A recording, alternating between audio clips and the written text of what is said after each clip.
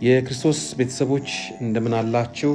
ባለፉት መርሃ ግብሮቻችን ቅዱሳንን በሚመለከት እንደ እግዚአብሔር ፍቃድ አንዳንድ ጉዳዮችን አንስተን ተነጋግረናል። ዛሬም እሱን ርዕስ ሳንለቅ የቅዱሳን ክብር መገለጫዎች የሚል ርዕስ ይዘን እንነጋገራለን። ተከታተሉን። እግዚአብሔር ለቅዱሳኑ የሰጠውን ክብርና ጸጋ የሚገለጽባቸው ብዙ መንገዶች አሉ። እነዚህም የቅዱሳን ማንነት መገለጫና ለሰውም ጥቅም የተሰጡ ናቸው። ከነዚህ ዋና ዋናዎቹን አንስተን እንደሚከተለው እናቀርባለን። በስማቸው ቤተክርስቲያን መሰየም። ይሄ ጉዳይ ብዙ ጊዜ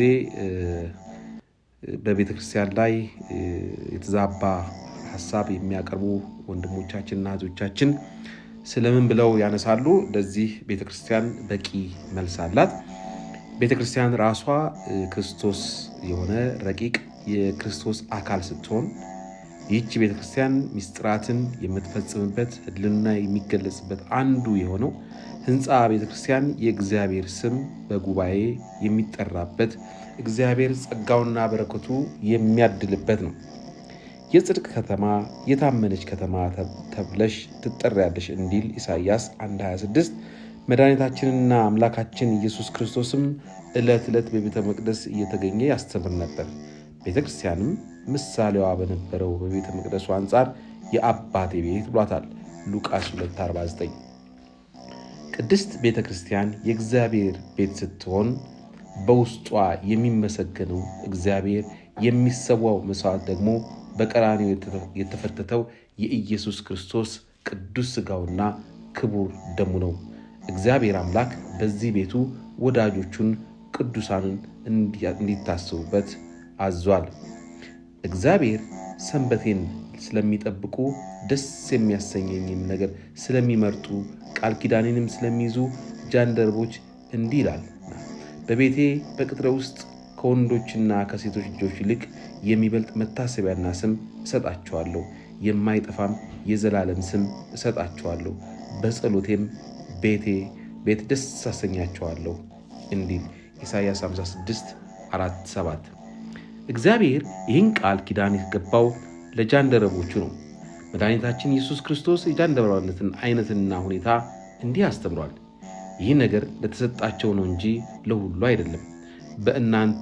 በእናት ማኅፀን ጃንደረቦች ሆነው የተወለዱ አሉ። ሰውም የሰለባቸው ጃንደረቦች አሉ። ስለ ቤተ መንግሥተ ሰማያትም ራሳቸውን የሰለቡ ጃንደረቦች አሉ።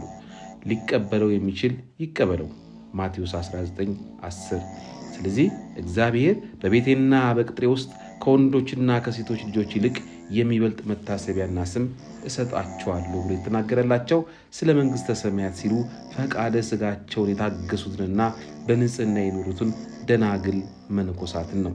እነዚህ ጃንደረቦች ደናግል መነኮሳት ምድራዊ የሆነ የስም ማስጠሪያ ልጅ መውለድን ስለ መንግሥተ ሰማያት ብለው ስለተዉት አምላካቸው ደግሞ ሥጋውያን ልጆች ሊያስጠሩ ከሚችሉት የበለጠ የስም መጠሪያ እንዲህ ሲል ሰጣቸው። ከወንዶች ልጆችና ከሴቶች ልጆች የሚበልጥ መታሰቢያ እሰጣቸዋለሁ፣ የማያልፍ የዘላለም ስምን እሰጣቸዋለሁ። ሥጋውያን ልጆች ስም ቢያስጠሩ እስከ ተወሰነ ትውልድ ድረስ ነው። ለቅዱሳን የተሰጣቸው ስም ግን የማይጠፋና ዘላለማዊ ነው።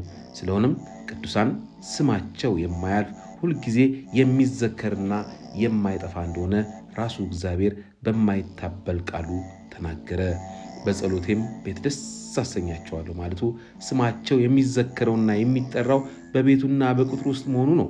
ራሳቸውን ስለ እርሱ ፍቅር ሲሉ ጃንደረቦች ያደረጉት የወዳጆቹ የቅዱሳን ስም በራሱ ቤት ማለትም በቤተ ክርስቲያን እንዲጠራ ቅዱስ ፈቃዱ መሆኑን ራሱ እግዚአብሔር ተናግሮናል። በስማቸው ጸበልና ጽላትን፣ ሌሎችንም የተቀደሱ ነገሮች መሰየም። በቅድስት ኦርቶዶክሳዊት ተዋሕዶ ቤተክርስቲያን ጸበል ብለን የምንጠራው በእግዚአብሔር ኃይል ሕሙማን የሚፈወሱበትንና ልዩ ልዩ ተአምራት የሚደረግበትን የተለየ የተቀደሰ ውሃ ነው። የተለየ የተቀደሰ መባሉም በአይነ ሥጋ ሲያዩት እንደ ማንኛውም ውሃ ሲሆን፣ ነገር ግን እግዚአብሔር አምላክ ቸርነቱን የሚገልጽበትና ኃይሉን የሚያሳይበት ልዩ ውሃ ስለሆነ ነው። ሲፈጠር ጀምሮ እውር የነበረው ሰው አምላካችን ኢየሱስ ክርስቶስ መልአኩን የተዋሃደውን ቅዱስ ምራቁን እንትፍ ብሎ ምራቁን ከጭቃ ጋር ለውሶ የዚያን እውር አይኖች ቀባና ሂድና በሰሊሆም መጠመቂያ ታጠብ አለው። እውሩም ሄዶ ታጠበና እያየ ተመለሰ። የዮሐንስ ወንጌል 9:1።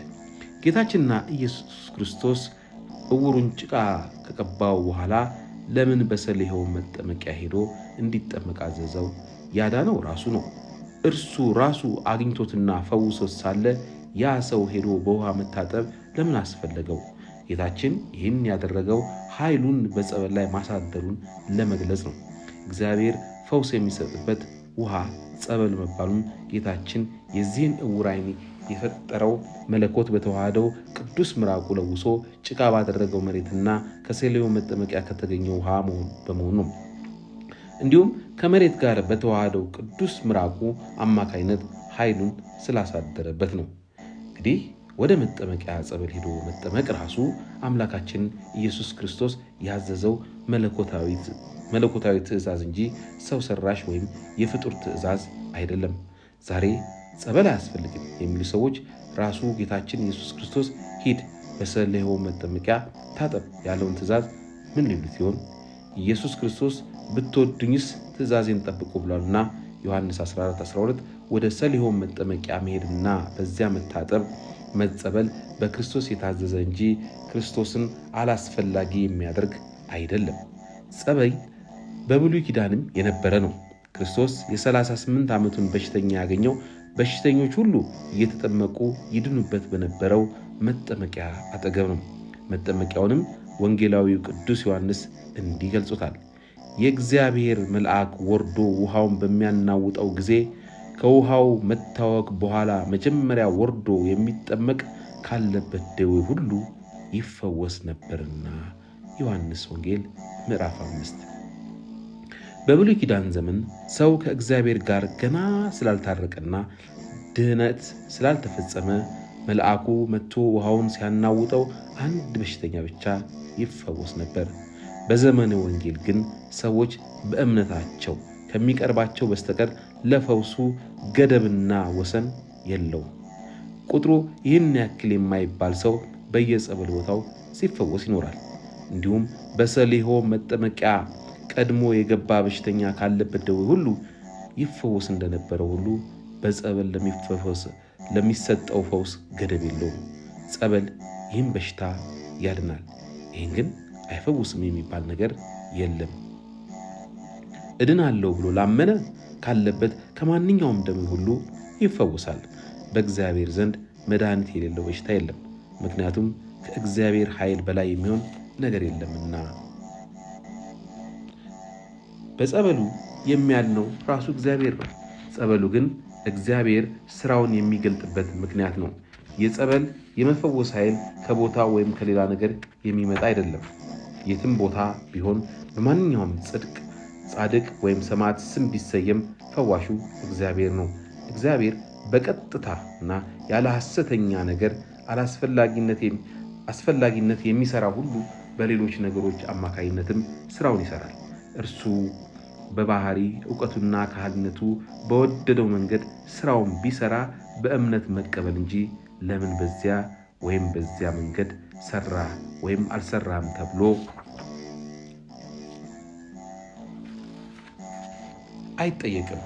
ለእስራኤላውያን ቀይ ባህርን ሲከፍል በአሮን በትር አማካኝነት የዮርዳኖስን ወንዝ ሲያቆምና በደረቅ ሲያሻግራቸው ታቦቱን በተሸከሙት በካህናቱ አማካኝነት በረሃውን ጓዟቸውን ውሃ የሚያፈልቅላቸው ይዘውት ይዞሩት በነበረው አለት የማራን ውሃ ሲያጣፍጥ በእንጨት እንዳደረገ ሁሉ እግዚአብሔር ስራውን የሚገልጠው ሰው ሊገነዘበው የሚችል ነገር ምክንያት ነው።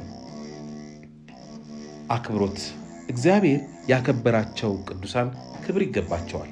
ለእነርሱ የምንሰጠው ክብር በተለየ መንገድ የሚገለጥ ሲሆን ከእነዚህ አንዱ የአክብሮት ስግደት ነው። ለቅዱሳን የሚቀርብ ስግደት የአክብሮት መገለጫ ነው። ስግደት በአንድ በኩል ተገዥነትና አምልኮትን የሚገልጥ ሲሆን በሌላ በኩል ደግሞ አክብሮትን ይገልጣል። ዓላማው የሚወሰነውም እንደሚሰገድለት አካል ማንነት ነው። ለእግዚአብሔር የሚቀርብ ስግደት የአምልኮ መገለጫ ሲሆን ይህም ፈጣሪነቱን ከሃሊነቱንና ገናንነቱን እያሰቡ በፍጹም ሰውነትና ሕሊና መሬት ላይ በመውደቅ የሚፈጸም ስግደት ነው። ይህ የአምልኮት ስግደት ለሌላ ለማንም አይቀርብም። ለቅዱሳን የሚደረግ ስግደት ግን የአክብሮት መገለጫ ነው። ይህም ራስን ጎንበስ በማድረግ ወይም በአስተርብኮ ሲሆን ሊሆን ይችላል። እግዚአብሔር ለወዳጆቹ ለቅዱሳን የአክብሮት ስግደት እንዲሰገድላቸው ፈቅዷል። ይኸውም ስግደቱን የሚያቀርበው ሰው ለቅዱሳን ያለውን አክብሮት በተግባር ከሚገልጽባቸው መንገዶች አንዱ ነው። ቅዱስ ጳውሎስና ሲላስ በወህኒ ታስረው በዜማ እያመሰግኑ ሳለ የወህኒው ቤት መሰረት እስኪናወጥ ድረስ ታላቅ የምድር መንቀጥቀጥ ሆነ። ደጆች ሁሉ ተከፍተው የሁሉም እስራት ተፈታ። ጠባቂውም ከእንቅልፍ ነቅቶ የወህኒው ደጆች ተከፍተው ሲያይ እስረኞቹ ያመለጡ መስሎት ራሱን ሊገድል ሰይፉን በመዘዘ ጊዜ ቅዱስ ጳውሎስ ሁላችን ከዚያ አለን፣ በራስህ ክፉ ነገር አታድርግ አለው። የወህኒ ጠባቂውም እየተንቀጠቀጠ ከጳውሎስና ከሲላስ ፊት ተደፋ። ወደ ውጭም አውጥቶ ጌቶች ሆይ እድን ዘንድ ምን ማድረግ ይገባኛል አላቸው። የሐዋርያት ሥራ ምዕራፍ 16 ከ25 እስከ 31። የወህኒ ጠባቂው ለቅዱስ ጳውሎስና ሲላስ የአክብሮት ስግደት ሰገደላቸው። ጌቶችም አላቸው። ቅዱስ ጴጥሮስ ወደ እርሱ ሲመጣ ቆርኔሌዎስ ከእግሩ በታች ወድቆ ሰገደለት። በሰገደለት ጊዜ ቅዱስ ጴጥሮስ በትሕትና ተነሳ፣ እኔ ራሴ ደግሞ ሰው ነኝ ብሎ አስነሳው። የሐዋርያት ሥራ ምዕራፍ 10። ይህም የሚያሳየን ለቅዱሳን የአክብሮት ስግደት ተገቢ መሆኑ ነው። ቅዱስ ጴጥሮስ ተነሳ እኔ ራሴ ደግሞ ሰው ነኝ ማለቱ የትሕትና አነጋገር ነው። ምክንያቱም ቅዱሳን እግዚአብሔር ያክብራቸዋል እንጂ እነርሱ ራሳቸውን አያከብሩም። ይልቁኑ ራሳቸውን ይንቃሉ፣ ያዋርዳሉ። ራሳቸውን ቢያከብሩማ ኑሮ እግዚአብሔር ባላከበራቸው ነበር። ለቅዱሳን የአክብሮት ስግደት መስገድ እግዚአብሔርን እንደ መካድና ጣዖት እንደ ማምለክ ቢቆጠር ኖሮ አምልኮተ ጣዖት ተስፋፍቶ ሕገ እግዚአብሔር ተዘንግቶ በማየቱ ለአምላኩ ቀንቶ ሰማይ ዝናብ እንዳያወርድ ምድርም እንዳትቀበል ያወገዘው ታላቁ ነቢይ ኤልያስ አብድዩ ሲሰግድለት እንዴት ዝም አለ? አብድዩ ሊሰግድለትና ኤልያስ አንተ ነህ ወይ ሲለው አዎን እኔ ነኝ አለው እንጂ ለምን ሰገድክ አላለው። ለቅዱሳን የሚቀርበው የአክብሮት ስግደት ለጣዖት እንደሚቀርብ አስመስለው የሚናገሩና የሚያስተምሩ ሰዎች እነ ኤልያስ ምን ያሏቸው እንደሆነ ልብ ይበሉ። እነዚህ ሰዎች እድል ፈንታቸው፣ ጽዋ ተርታቸው ኤልያስን በትዕቢት ተነስተው ሊይዙት እንደመጡ ሁሉ የ50 አለቃ ጦር መሪዎችም ያለ ነው። ይሄ ነገሥት ላይ ያለ ነው። እግዚአብሔር የሰጣቸው ቃል ኪዳን አለ። እግዚአብሔር ለወዳጆቹ ክብር መግለጫና መታወቂያ ይሆን ዘንድ በዕለተ ዕረፍታቸው ስምህን ለጠራ መታሰቢያ ላደረገ የሚል ቃል ኪዳን ይሰጣቸዋል። ስለ ቃል ኪዳን በምዕራፍ ወደፊት የምናየው ነው የሚሆነው። የአማላጅነት ጸጋ እግዚአብሔር ለወዳጆቹ ያለውን ክብር ከሚገልጽባቸው መንገዶች አንዱ በእነርሱ ጸሎትና አማላጅነት ለሌሎች ምሕረትንና ይቅርታን መስጠት ነው። ምልጃ በራሱ በእግዚአብሔር ፈቃድና ትእዛዝ የተጀመረ እንጂ ሰው ሰራሽ ስርዓት አይደለም። ስለ አማላጅነትም ወደፊት የምናይ ነው የሚሆነው። በጣም ወሳኝ ጉዳይ ስለሆነ ማለት ነው። ለቅዱሳን የተሰጡ ሌሎች አክብሮቶችና ጸጋዎች አንደኛ ደመና ጠቅሶ ካሉበት መድረስ። ይህ ማለት ከዚህ ቦታ እንሂድ ብለው ባሰቡት ጊዜ ወዲያውኑ ደመና ጠቅሰው በዚያው ተጭነው ካሰቡት ይደርሳል። እንዲህ አይነት ነገር ሲነገር ተረት አድርገው የሚያስቡ ሰዎች አሉ። ነገር ግን ነቢዩ ኤልያስን የእሳት ሰረገላ መጥቶ ከወሰደው በኋላ የነቢያት ልጆች ኤልሳዕን የእግዚአብሔር መንፈስ አንስቶ ወደ አንድ ተራራ ወይም ወደ አንድ ሸለቆ ጥሎት እንደሆነ ሄደው ጌታህን ይፈልጉት ዘንድ እንለምንሃለን ያሉት ኤልያስ በዚህ ዓለም ሳለ በደመና እየተጫነ ከአንዱ ስፍራ ወደ ሌላ ስፍራ ይሄድ ስለነበረ ነው። ይሄ ሁለተኛ ነገሥት ምዕራፍ 2 ላይ ያለ ታሪክ ነው። በዘመናችን ባናይም ጥንት አባቶቻችን እንደዛ እንደሚያደርጉ አንዳንድ የቤተ ክርስቲያን መጽሐፍት ይነግሩናል። ይህን ስንናገር ተረት አድርገው የሚቆጥሩ የዋሃን አሉ። እግዚአብሔር ልቡን አይስጣቸው። ኤልያስ ለአብድዩ ተገልጦ ሄደ ለጌታ ኤልያስ ተገኝቷል በል ሲለው፣ አብድዩ ግን አሁንም እነሆ ሂድ ኤልያስ ተገኘ ብለህ ለጌታ ንገር ትለኛለህ? እኔ ከአንተ ጥቂት ራቅ ስል የእግዚአብሔር መንፈስ አንጥሶ ወደማላውቀው ስፍራ ይወስዳል። እኔም ገብቼ ስናገር ባያገኘ ይገድለኛል አለ። በጥላቸው በልብሳቸው ዘርፍ በቃላቸውና በመሳሰለው ሁሉ ተአምራትን ያደርጋሉ። እንዲህ ስንል ቀልድ የሚመስላቸው ተረት የሚመስላቸው የዋሃን ቁጥራቸው ቀላል አይደለም። እግዚአብሔር ልቦና ያስታቷቸው ወደ ትክክለኛው መንገድ ይመልሳቸው ጸሎታችን ነው። ቅዱሳን ከክርስቶስ ጋር ከመዋሃዳቸው የተነሳ መላ ሰውነታቸውና ሁለንተናቸው የእግዚአብሔር አካል ስለሚሆን ጥላቸውና ልብሳቸው ዘርፍ ሳይቀር ተአምር ይሰራል። ቅዱስ ጴጥሮስ በሚያልፍበት ቦታ ጥላው ተአምር ያደርግ ነበር።